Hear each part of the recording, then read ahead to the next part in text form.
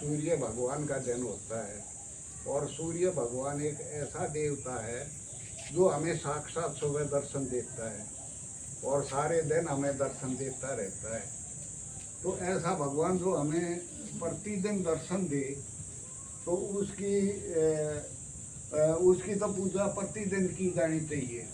और पूजा भी इनकी क्या है, इनको अर्घ देना चाहिए सुबह। और अर्घ के अंदर शुद्ध जल हो, गंगा जल डाल लो, और गंगा जल, दूध और थोड़ी ही रोली, ये डाल करके सूर्य की तरफ धार बनाए और धार में से सूर्य को देखे।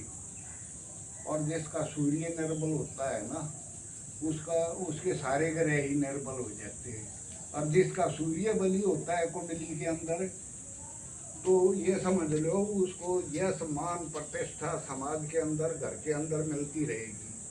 और जिसका सूर्य निर्बल हो जाता है, तो ये समझ लो घर में से कलेश नहीं बुझेगा, एक दूसरे की बात भी अच्छी नहीं लगेगी। और तो सूर्य भगवान एक ऐसा देवता है, इसकी यदि हम पूजा करें तो वो व्यक्ति कभी अभाव में नहीं रह सकता, किसी चीज़ के भी अभाव में।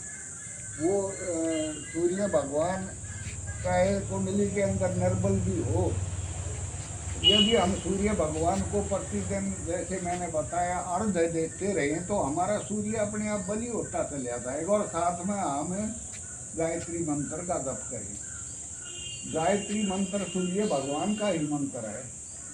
गायत्री मंत्र में कोई चीज़ हम भगवान से मांगते भी नहीं, केवल प्रार्थना ही करते हैं, हे भगवान हमारी बुद्धि को शुद्ध कर दे। वो बुद्धि जो है हमारी शुद्ध हो गई तो सब चीज़ें शुद्ध हो गई। और जिसकी बुद्धि मलिन है उसके साथ सारी आदि व्याधि जरा पीड़ा जुड़ी हुई है। तो हमने सूर्य भगवान जो साक्षात हमें दर्शन देता है, और फिर रात हो जाती है, रात के अंदर हमने बिजली का प्रयोग करना पड़ता है, बल्ब जलाने पड़ते हैं, हीटर जलाने के लिए और एसी चलाने के लिए, सब के लिए हमें बिजली का प्रयोग करना पड़ता है। और कितने भारी भारी हम बिजली का बिल देते हैं।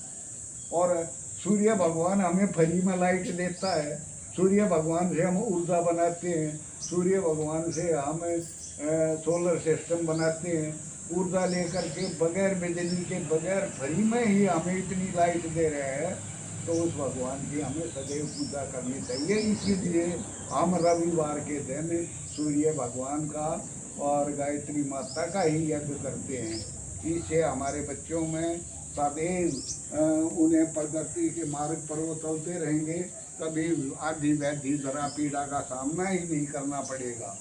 और जब ग्रह पीड़ित हो जाते हैं और पीड़ित ग्रहों की दशाएं आ जाती हैं, तो घर में से ना तो बीमारी दूर हो, मुकदमेबाजी होगी, पैसे अस्पतालों में लगेंगे, पैसे कोर्टों में लगेंगे, कचहरी में लगेंगे।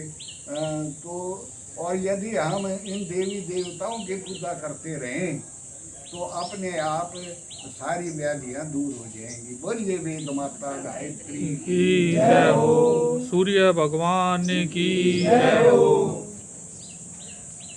भाई ये प्रसाद दे चलते